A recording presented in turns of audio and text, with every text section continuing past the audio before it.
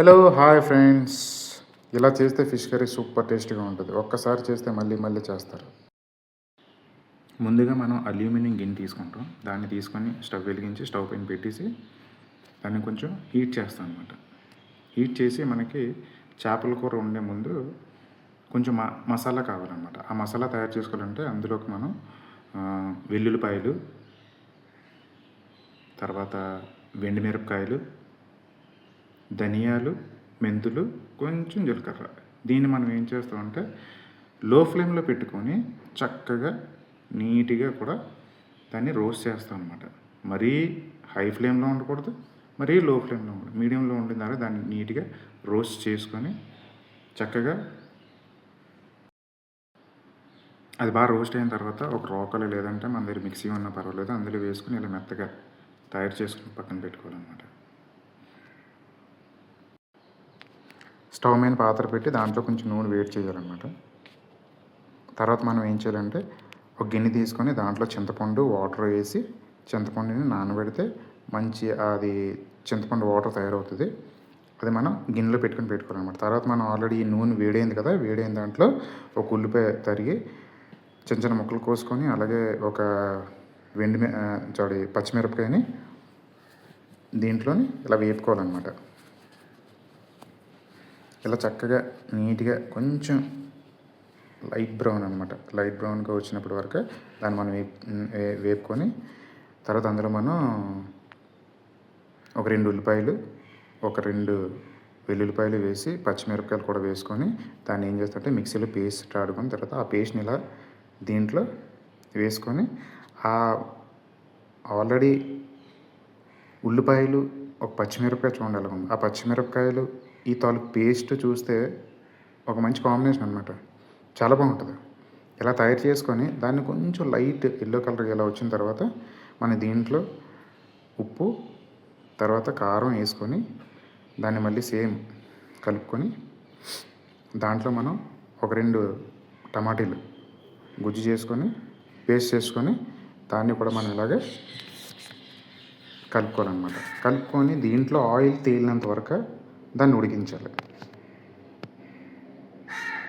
Oil తేలినంత వరకు దీన్ని ఏం చేస్తామంటే బాగా నీట్గా ఉడికించుకోవాలి. దీన్ని అన్నంలో వేసుకొని తింటే ఉంటుంది బాబా, చాలా టేస్ట్ ఉంటుంది.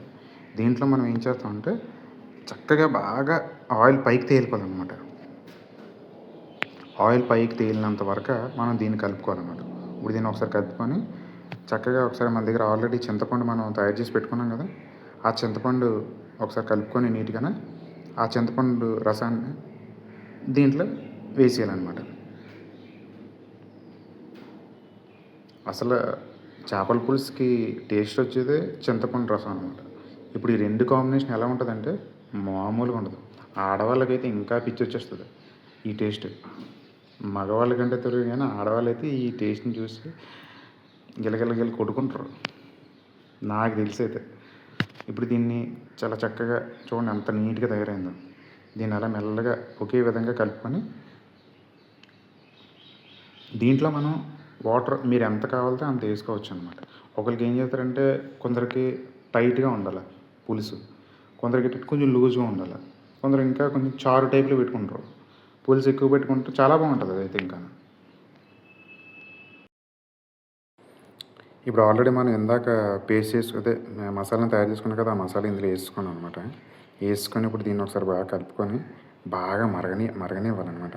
మరగనిచ్చిన తర్వాత మన దగ్గర ఉన్న ఆల్రెడీ చేప ముక్కలు ఉన్నాయి కదా, ఆ చేప ముక్కలు అన్నింటిని ఇలా పులుసులో వేసుకోవాలి. బాగా మరిగిపోయింది కదా, మరిగిపోయిన తర్వాత చేప ముక్కలు ఇలా నీట్గా ఒక్కొక్కటి నీట్గా వేసుకోవాలన్నమాట. విడిపోకుండా చక్కగా వేసుకోవాలి.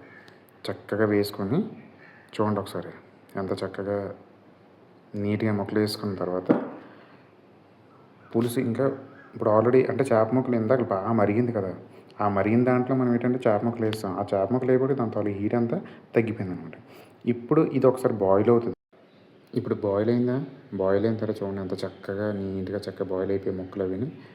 ఇప్పుడు వీటిని ఏం చేయాలంటే గరిటెతోటి చాలా మెల్లగా దాన్ని మొత్తం అన్ని ముక్కలు కూడా ఒక్కసారి అలా మెల్లగా కదుపుతూ దాన్ని చక్కగా మొత్తం ముక్కలన్నీ ములగాలన్నమాట ఆ జ్యూస్లో. అప్పుడు ఏంటంటే ఆ ముక్కలకి బాగా ఆ చింతపండు రసం, మసాలా అసలు కారం ఇదంతా బాగా పట్టుకుంటుంది అనమాట.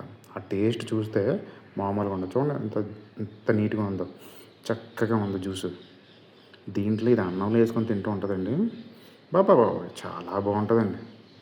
ఒక్కసారి తింటే మళ్ళీ మళ్ళీ వదలరండి అసలు.